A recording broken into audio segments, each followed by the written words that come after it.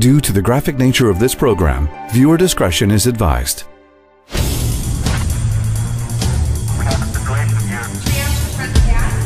Get him on IV fluid.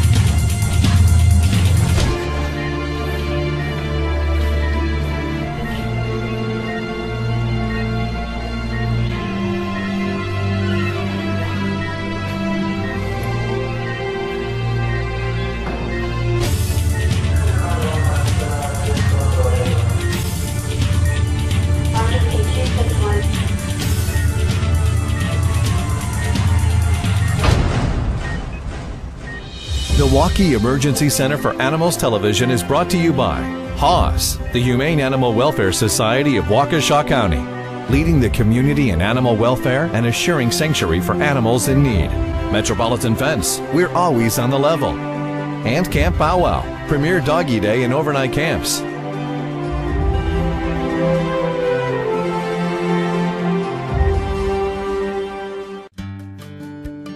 Leroy boy, we call him. He's a 30-year-old cockatiel that's suddenly for no reason, just started picking on his back. You can see the little lesion on the back there. It's kind of black in color. There was a huge scab on there about a week ago, and he was picking so much that he almost bled to death. And she rushed him in here, and we treated with an antibiotic shot, and then we put that e-collar so he can't get back there to pick. So we're trying to give him antibiotic shots, and luckily we have an antibiotic shot that lasts a week, so the owner doesn't have to give anything at home. And then she comes back weekly until it's completely healed. Now he's a little bit on the crazy side. Come here, Leroy. Leroy boy. Hi, Leroy. Hello. Hi. Hi, old man. So we're going to give him a shot right in his breast muscle. He does not like this.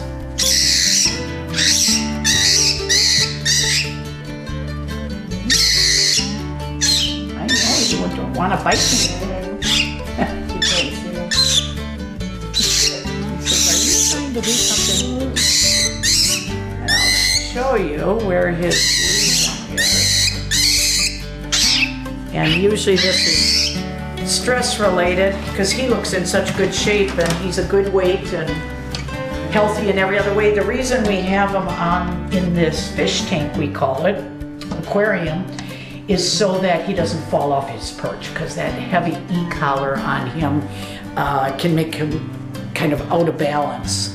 So we send him home with the aquarium to use just temporarily, so that while he's wearing the e-collar he has to stay in the aquarium.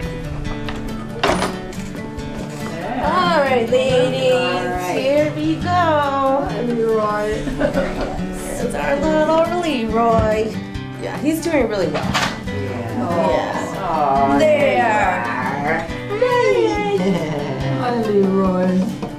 Good here. Boy. Hello. Leroy. Yeah, you Hi. All right, ladies, if you have any questions or concerns when you get home, feel free to give us a call. All right. So Oh, we yeah. give the Sedivent injection, which is the antibiotic that's good for a week. So That'll help him. It looks like it's healing. Thank goodness. I know that there was a lot of picking and a heavy scab on the back. Yeah, okay? I saw that. And it's called mutilation in cockatiels. Very common. Something we think either it's an infection, something stresses them out. Like, who knows? Maybe somebody knocked on your door when you were gone and it got him all, you know, excited and everything, and then they start mutilating and then they just continue. Usually when they pick in the back of their wings or underneath their wings in cockatiels, very common. And it's usually due to a stressful event, like I told you. The only thing that we can do is putting on that e-collar and then using antibiotics to heal it. And then once we take this e-collar off, we're hoping he doesn't go back to it again. There are some birds that I have had that they're fine for a little bit and then they go back and do it again. Then we have to start looking for a reason. Does that make sense? Yeah. But one time, one event like this in an older bird like this, I don't think that we need to go any further. We're just giving another antibiotic shot and going out 1 more week. This is Buddy, and he's a 2-year-old Labrador mix who was in foster care and is a rescue dog. His owners just got him about a week ago and noticed that he was having some issues with not wanting to eat and sneezing out some green discharge from his nose. We're going to be running some tests on Buddy today and taking some x-rays and blood work, see what we find, and do some supportive care with some fluids to keep him hydrated and give him some medications that will help him not to vomit and keep his antibiotics down. We had a dog previously and the owner decided that they wanted her back, so we went to search out for a new dog and we looked on rescue websites, and Jesse's mom actually found Buddy, and through Skype and videos online we all ended up falling in love with him, so we went and picked him up in Iowa. Well, almost Iowa. Almost Iowa. Almost Iowa.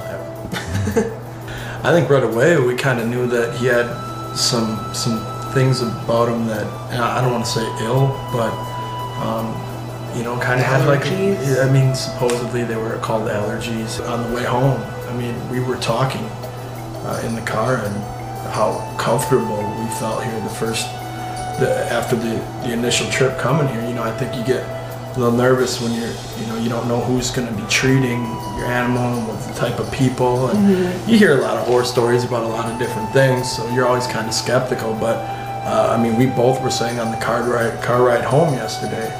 Thankful. Yeah. Thankful we were. And appreciative with to come here. I mean, we feel like he's in good hands. We don't want to leave him here overnight, but if he's here, I'm totally okay with that. You know, because I feel like he's going to be getting good care.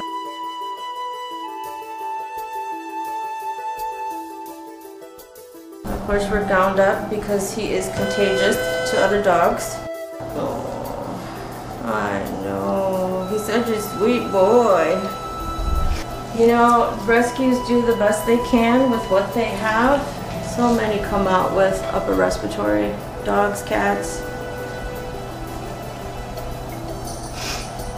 He's just a scared little guy. So now we're going to place the catheter, it's the IV catheter, and how we're going to administer fluids and medications that need to go IV. And just be careful because he's a little unsure on what's going on.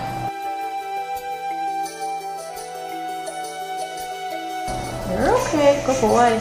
Okay. Now you're going to sit down? Okay. You're okay. You're okay. You're okay.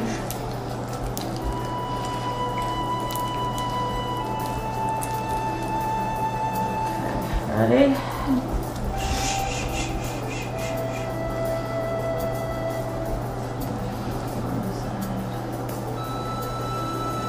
Good boy. No, stay. Stay. You're okay. You're okay. Hey. Stay.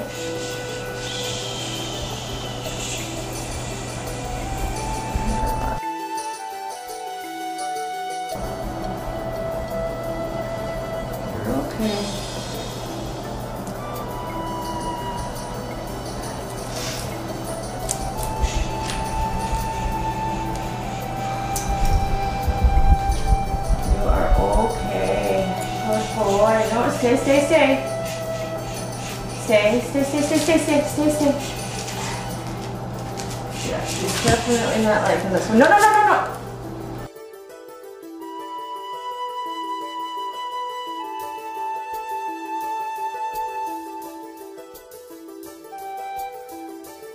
Nice. Woo!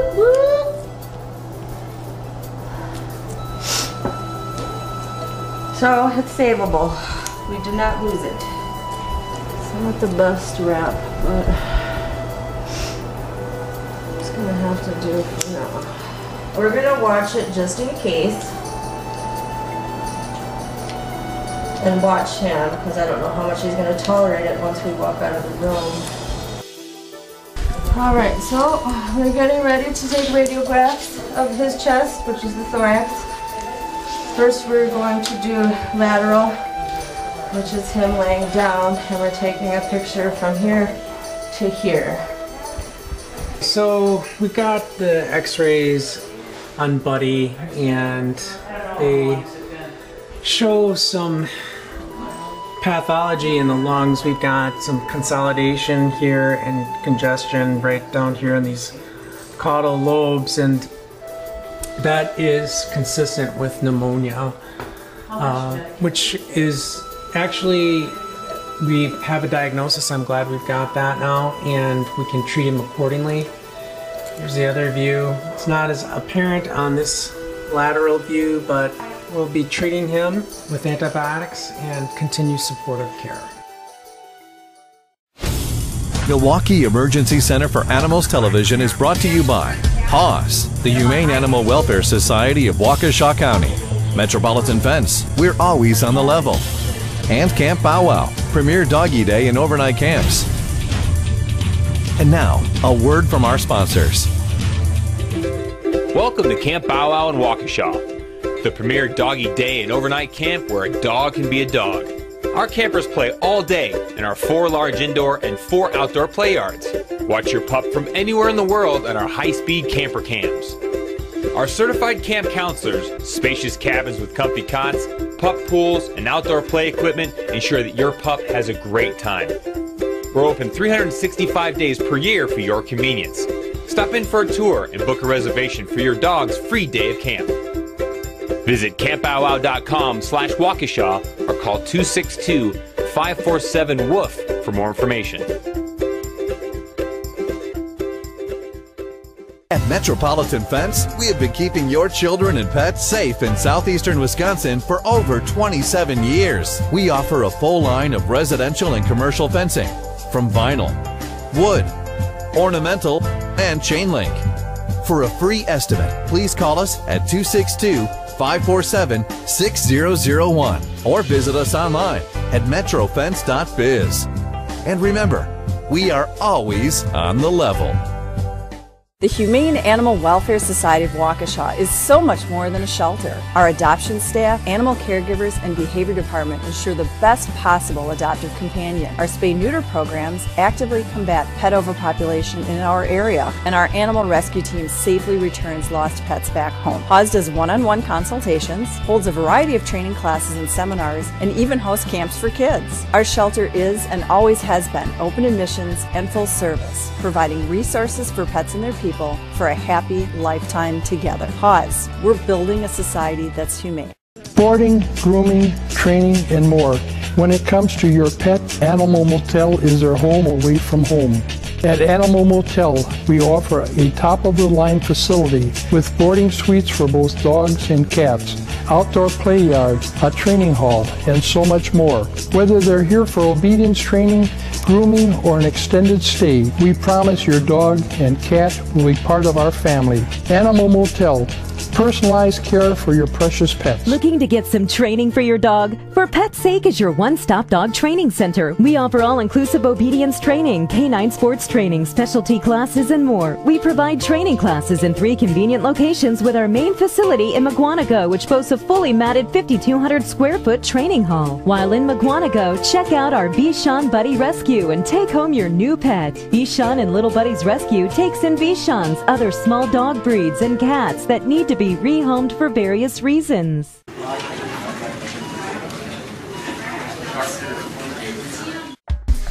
Alright, here's little Miss Rosie.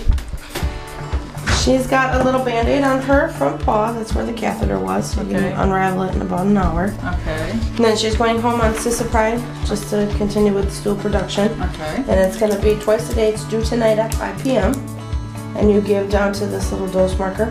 Okay. And then refrigerate it. It's pina colada flavored. Okay. She has been coming in quite a bit, starting maybe 4 or 5 years ago. She has bouts of GI stasis, and that's where they develop gas in their intestinal tract. And the only way you can treat it is why she's going home on cisapride. It gets rid of the gas, and it also helps the stool production, because when she gets the stasis, she doesn't eat and she becomes listless. So we have to get her in right away, because the stasis can also kill them, because the buildup of gas will push on their internal organs. So we've been in here quite a bit for that. I've had her since she's been 6 months old. She turned 10 this year. Also have had her in here probably 5 times with Dr. Cresson, who is a dentist, animal dentistry. He's out of Oshkosh, because rabbits' teeth grow strange. They grow spikes on their teeth that can either push up towards their eyes and their sinuses, or they grow in towards the tongue. And I've been able to catch her soon enough with her symptoms to be able to have them ground down. We're starting to find, I would say 10 years ago, we never saw Bunny with kidney disease. And if we did, they were at 5 to 7 years of age, and the people would usually euthanize. Rosie at 10 years of age is an older dwarf rabbit, would be like a cat at 18 years of age, or a dog. They live about the same time as a dog would live. So 12, 15 years is a long time for a bunny. Once you get up to 10, you're getting up to be about like an 80-year-old person. Right. So just to kind of give you an idea. So an 80-year-old person, all of us are going to suffer from something when we get to be 80. We're going to start to have heart problems or kidney problems, or something's going to fail eventually, and then everybody eventually succumbs at the age of 90 to 100, a bunny 12 to 14 years old. Right. So basically, as a dwarf, they can live a little bit longer. The big rabbits, usually, they don't live longer than 7 to 10 years. Nowadays, people take care of bunnies just like they do cats and dogs, and they're getting to be older and older because people feed them so well, and they're indoors only, and they take care of them so well that we're starting to see the older age bunnies now. Right, and that's the one thing, I'm pretty good at taking care of her and having to syringe feed her if I have to, but sticking a needle in her, that I cannot do. So she prefers to come here and have it done. Some people do it at home. Bunnies are a little bit more difficult, and I think it's better, you know. Yes. If she doesn't want to stick a needle in her bunny, then we'll do it here.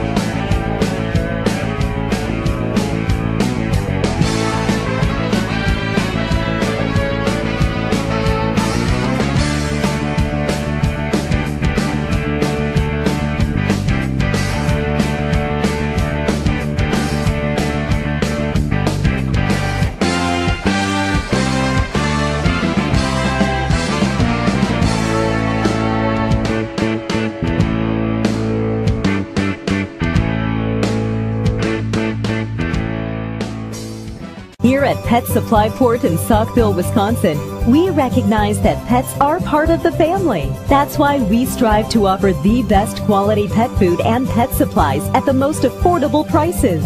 From frozen raw diet and wholesome products to educational seminars and pet total wellness, Pet Supply Port is leading the way when it comes to pet food and pet supplies in the Fort County area. Log on to learn how Pet Supply Port can help your pet live a happy and healthy life. PetSupplyPort.com. Welcome to Camp Bow Wow in Waukesha, the premier doggy day and overnight camp where a dog can be a dog. Our campers play all day in our 4 large indoor and 4 outdoor play yards. Watch your pup from anywhere in the world on our high-speed camper cams. Our certified camp counselors, spacious cabins with comfy cots, pup pools, and outdoor play equipment ensure that your pup has a great time. We're open 365 days per year for your convenience. Stop in for a tour and book a reservation for your dog's free day of camp. Visit campbowwow.com/Waukesha or call 262-547-WOOF for more information. Because you love him completely, because he is part of your family. When your pet needs emergency care, you want the very best trauma and critical care specialist standing by.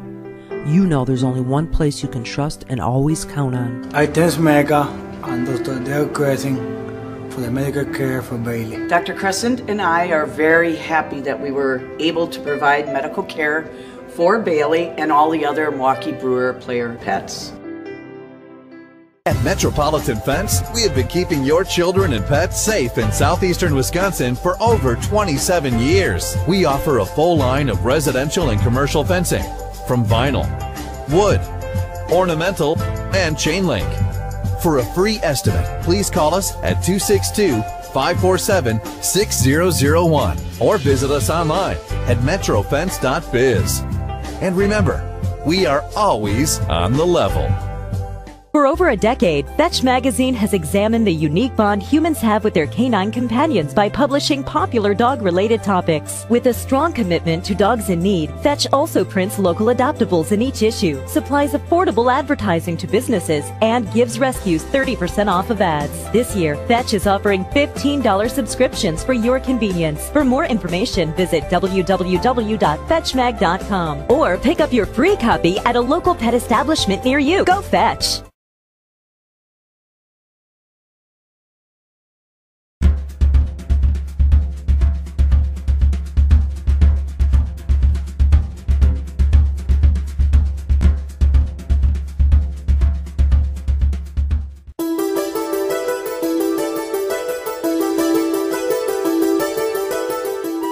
Everybody loves to take their dogs for a ride in the car, of course.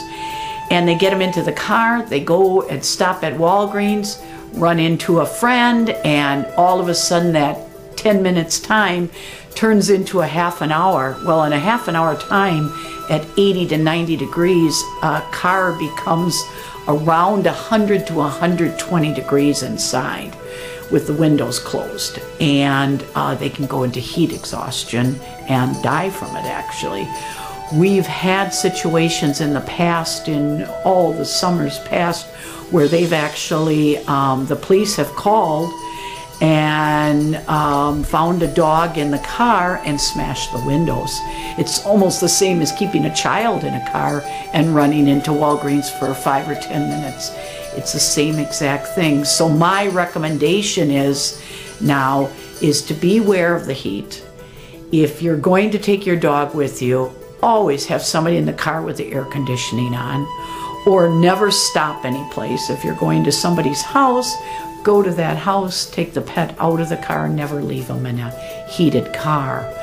The other thing is, if you're going to keep them outdoors in this weather, make sure that they have a shaded place. There's a lot of people that let them outdoors, but there's nowhere for the dog to go, and have lots of water available for them. People, when they want to take their dogs for a walk, the most best time to do it is very early mornings or late in the evening when the sun goes down. Now, if you run into a problem and you see that your dog is overheated, never take a cold hose water and sprinkle them down, because you can drop the temperature and it'll plummet, and they'll go the opposite way and become hypothermic instead of hyperthermic. Means a low body temperature, and then you run into the opposite problem, going from heat exhaustion to freezing cold. So you want to take just a towel with some water on it, cool water, put it over them, put a little cool towel on the head, get them in the car, and get them to a veterinarian or an emergency clinic as fast as you possibly can. Yeah, so this is a 3-year-old little guinea pig that came in this morning for, it had been treated by the referring veterinarian for an infection in the foot, and they weren't sure what was causing it. It's been on antibiotics and an anti-inflammatory, very appropriate treatment for an infection in the foot. But that kind of led to a gastric stasis or bloat, which is very common in guinea pigs. Any type of stress or medications can cause a guinea pig to go and have a big bloated stomach and not have any movement. So this was when the guinea pig originally came in. She hasn't been spayed, so I suspected maybe this was some kind of a mass or a uterine mass. This whole big white area is pushing the intestines back and out of the way, and the cecum out of the way, so the whole thing is a white filled mass. And so what we did was then we went with the ultrasound and looked, and the mass was actually just a big dilated stomach with mostly gas and fluid. What we did was put an IV in, got the guinea pig hydrated, and then put a nasogastric tube in, which is a tube that goes down the nose and into the stomach. And then we suctioned off about 90 mLs of fluid and air out of this guinea pig, which is unbelievable. I mean, 90 milliliters of air fluid in this small of a creature that weighs about almost 1 kilogram is unbelievable. It doesn't even mind the NG tube as long as it's tied, sutured up above the top of the head. They don't even know it's there. They never try to get the NG tube out, and they never bother with their IVs also. So this is Delilah. Delilah is a 6-year-old Burmese python, which they have some kind of poor husbandry, and if you can see, this is not normal for the snake to open their mouth like this. He's opening his mouth. She's opening her mouth because she's got probably pneumonia and respiratory issues. What we're doing is she hasn't been warm enough, and she's also not fed right. So we're trying to correct her conditions. If you see, she's got mouth rot, all mouth lesions here. And then she's got these lesions all over her skin here too. And then she's shedding irregular too, so these are all signs of septicemia.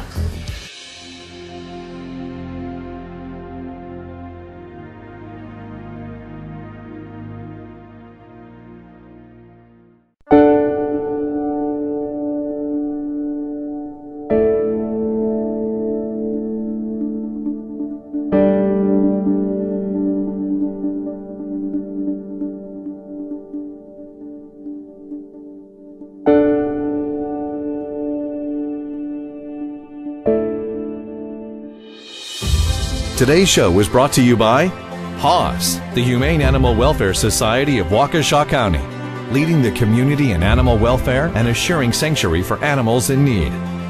Metropolitan Fence, we're always on the level. And Camp Bow Wow, premier doggy day and overnight camps.